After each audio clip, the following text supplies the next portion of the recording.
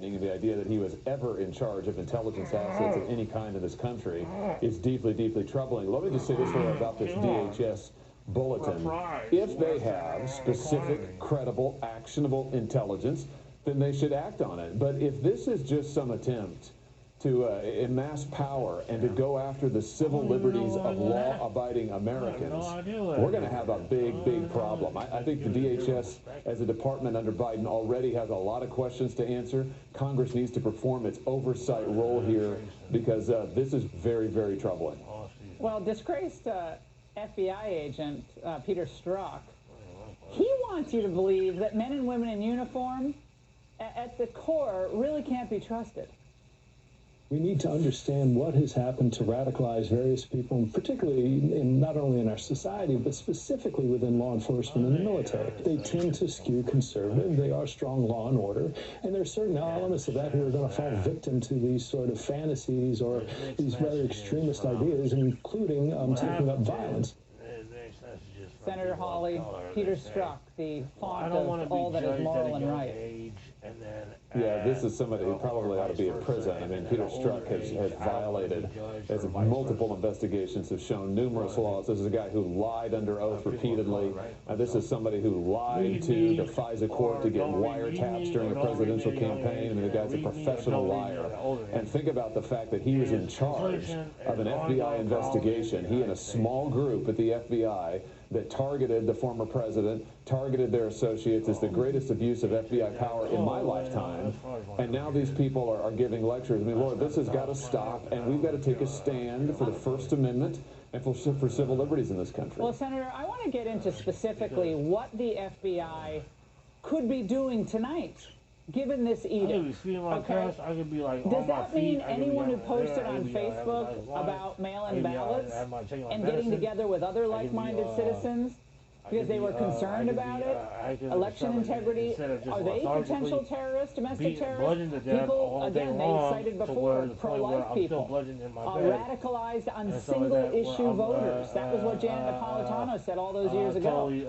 I mean, this opens up a potential domestic spying operation on the social media posts and emails and texts of innocent Americans. They admit they have no evidence. They admit it. Yeah, and we have seen this movie before, Laura, and that we've seen law enforcement use these kind of vague threats as an excuse for a crackdown on civil liberties, and that's really what worries me. Again, I say again, if there is specific, incredible, actionable intelligence, then they should take specific action.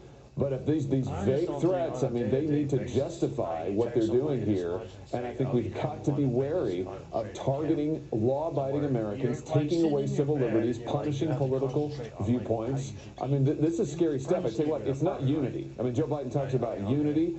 This isn't unity. This isn't an attempt. It is a joke. This is an attempt just to silence opposition. Hakeem Jeffries, a good pal of yours over in the House, has spoken out on you and your supposed role in January 6th, saying that basically you're the ringleader. Your reaction to him tonight?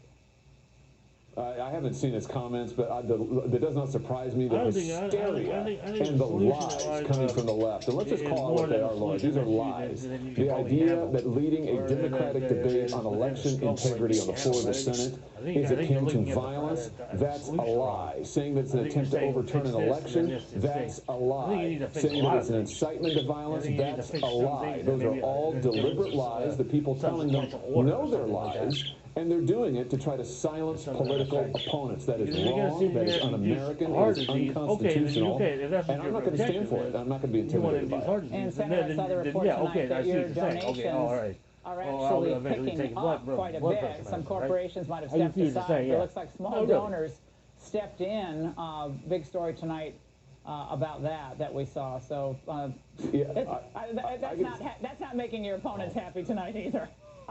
No, and I can just tell you that we have seen, since these attacks and these attempts to silence conservatives, we've seen a huge surge in support just from ordinary folks who are just saying, wait a minute, I'm not going to be silenced. I want to go out there and support them. Well, they have some common sense. Senator, thanks for being with us tonight.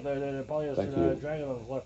And from the targeting of Americans to the trashing of the economy, I give you Biden's great economic surrender. That's the focus of The Angle, Part 2. Now, during the Trump presidency, the country didn't just achieve unprecedented economic growth and prosperity. We all know that. We also became the world's largest producer of oil and natural gas. Trump got us energy independence while slashing emissions at the same time. Now, Team Biden has decided to throw it all away with a slew of executive orders. This executive order establishes a White House Office of Domestic Climate Policy, and it directs everyone who works for the president to use every tool available at our disposal to solve the climate crisis. He makes climate central to foreign policy planning, to diplomacy, and to national security preparedness. Translation. These people are spitting in the face of hundreds of thousands of Americans with good-paying jobs in the oil and gas industry and cruelly raising the price of energy for the rest of us, especially the working class and the poor who will feel it the most. And remember, Gina McCarthy is the same person who inflicted endless suffering on the coal industry under Obama. Apparently, she was just warming up. And if you're a fossil fuel worker who's worried about feeding your family, well, have no fear, because according to climate czar John Kerry, it's all in your best interest. What President Biden wants to do is make sure those folks have better choices, that they have alternatives, that they can be the people who go to work to make the solar panels. Because none of those solar panels are going to be made in China, right? Now, workers aren't a fungible resource. They're not widgets or cogs in a machine. You can't take an entire industry and shift its manpower to an entirely different industry like that, just because they're both in the energy sector. It's insanity. Plus, Biden's